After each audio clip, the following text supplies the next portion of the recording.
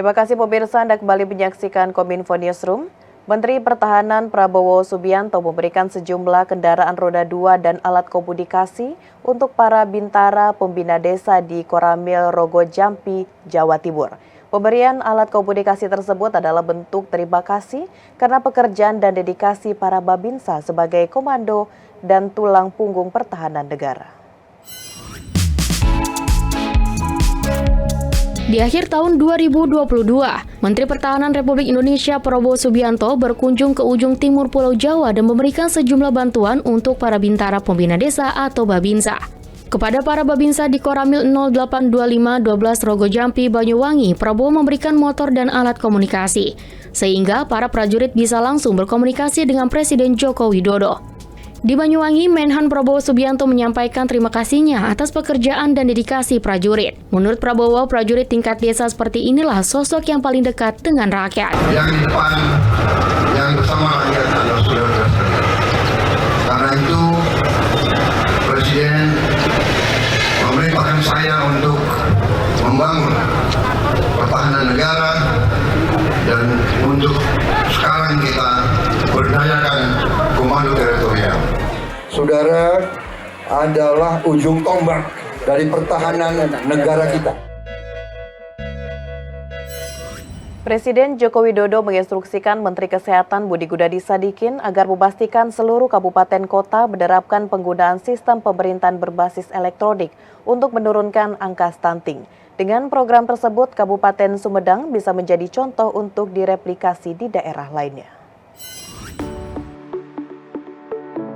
Keberhasilan pelaksanaan program penanganan stunting di Kabupaten Sumedang dengan diintervensi melalui platform digital Sistem Informasi Penanganan Stunting Terintegrasi atau SIMPATI berpengaruh secara signifikan mengalami penurunan dari 32,2% pada tahun 2018 menjadi 8,27% pada akhir tahun 2022.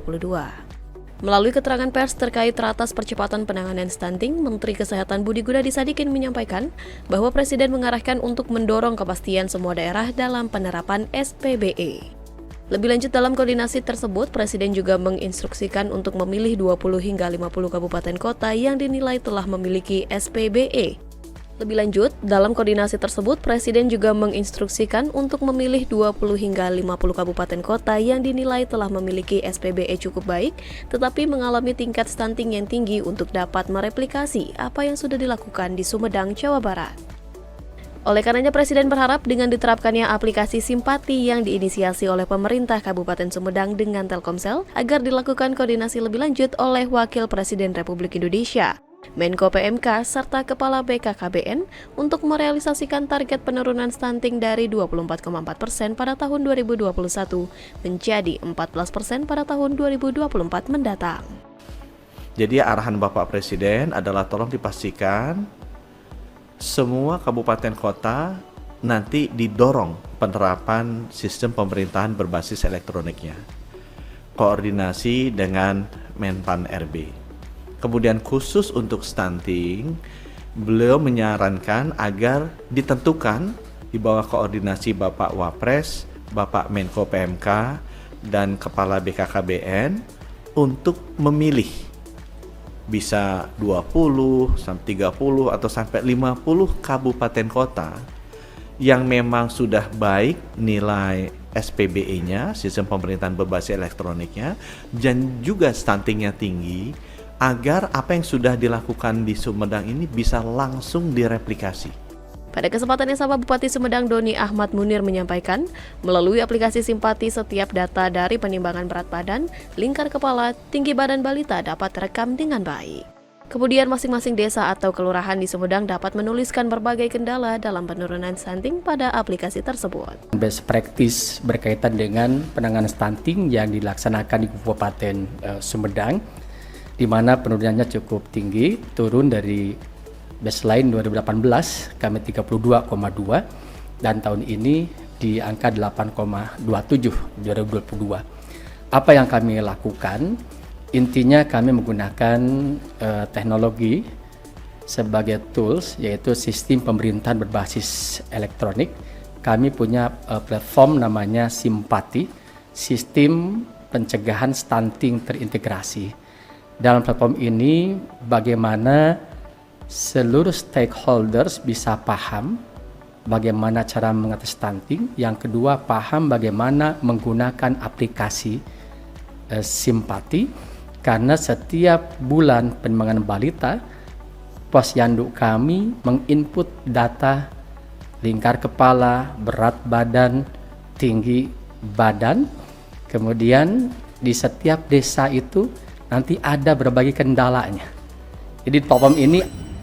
Informasi lainnya pemirsa, Badan Nasional Penanggulangan Terorisme siap jalin kerjasama dengan multi pihak untuk mengantisipasi paham radikalisme jelang Pesta Demokrasi Pemilihan Umum Serentak 2024. Kepala BNPT Boy Rafli Amar menegaskan, pemilu 2024 harus berjalan kondusif untuk menjaga iklim demokrasi.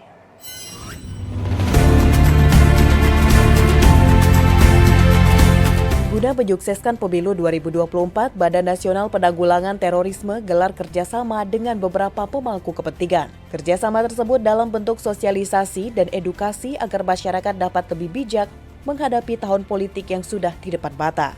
Kerjasama BNPT tersebut akan diadakan dengan berbagai stakeholder yang ada di Indonesia. Selain itu, Kepala BNPT Boy Rafli Amar menyebutkan bahwa peran media sangat penting untuk menyukseskan kerjasama yang akan dilakukan tersebut.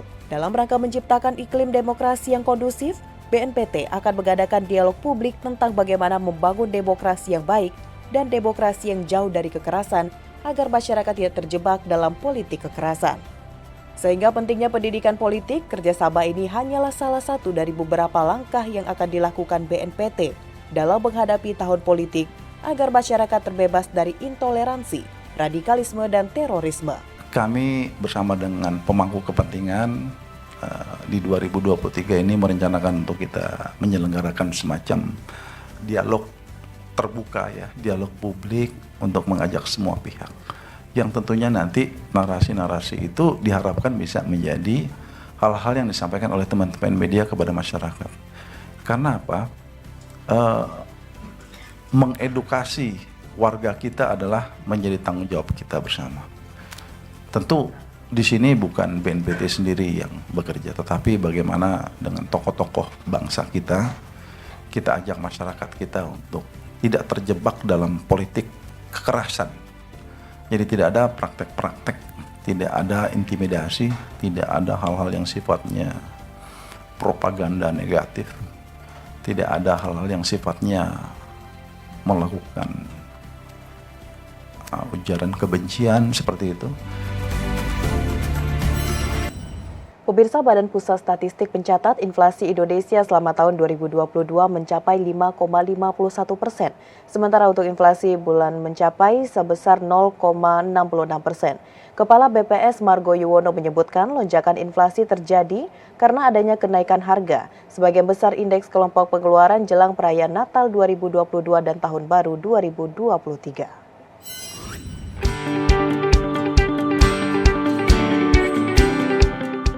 Badan Pusat Statistik mencatat inflasi sepanjang tahun 2022 mencapai 5,51% atau terjadi peningkatan indeks harga konsumen dari 107,66 pada Desember 2021 menjadi 113,59 pada Desember 2022. Kepala BPS Margo Yuwono dalam konferensi pers menyebut, komoditas penyumbang inflasi secara tahunan tertinggi antara lain adalah bensin, bahan bakar rumah tangga, tarif angkutan udara, beras, rokok kretek filter, telur ayam ras, dan harga kontrak rumah. Pada Desember 2022, tekanan inflasi tahunan komponen harga bergejolak menunjukkan pelemahan dibanding bulan sebelumnya, yakni 5,70% menjadi 5,52% atau menyumbang terhadap inflasi Desember 2022 sebesar 0,05%. Sebaliknya, peningkatan inflasi komponen inti dan diatur pemerintah mendorong inflasi tahunan Desember 2022 mencapai 5,51% atau lebih tinggi dari bulan sebelumnya yang sebesar 5,42%.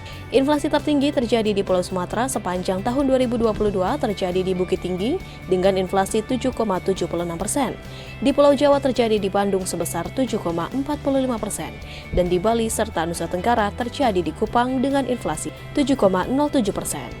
Secara tahunan, pada Desember 2022 itu seluruh kota IHK mengalami inflasi. Dengan inflasi tahunan tertinggi terjadi di Kota Baru, yaitu 8,65%, Sementara inflasi tahunan terendah itu terjadi di Kota Sorong sebesar 3,26%. Meski 2 tahun sempat diterjang badai pandemi, Parekraf Tanah Air semakin terus berkembang. Melalui program-program yang melibatkan masyarakat desa tahun 2023, Menparekraf yakin wisatawan mancanegara kembali ke Indonesia.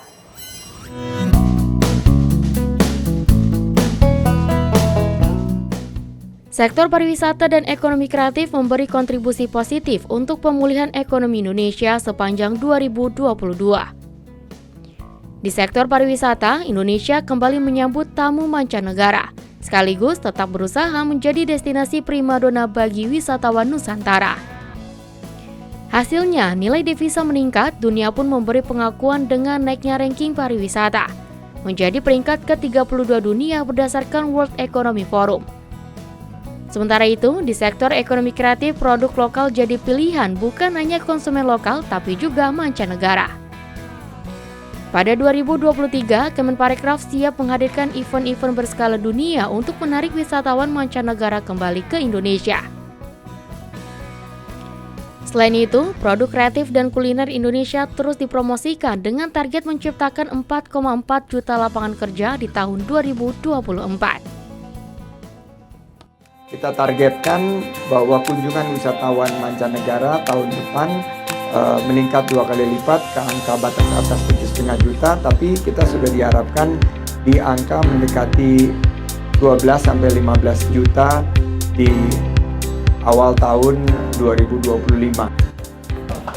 Dan tahun ini adalah tahun yang sangat membanggakan karena film Indonesia berhasil mengungguli film luar negeri dari jumlah penonton.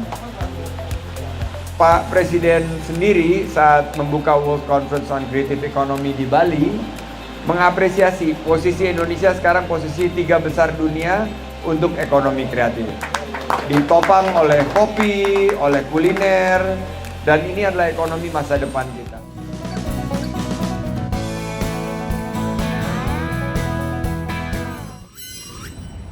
Pemirsa, setelah jeda kami akan kembali dengan informasi hilirisasi industri untuk pemulihan ekonomi lebih cepat bersama rekan saya Bilqis Sabila sesaat lagi.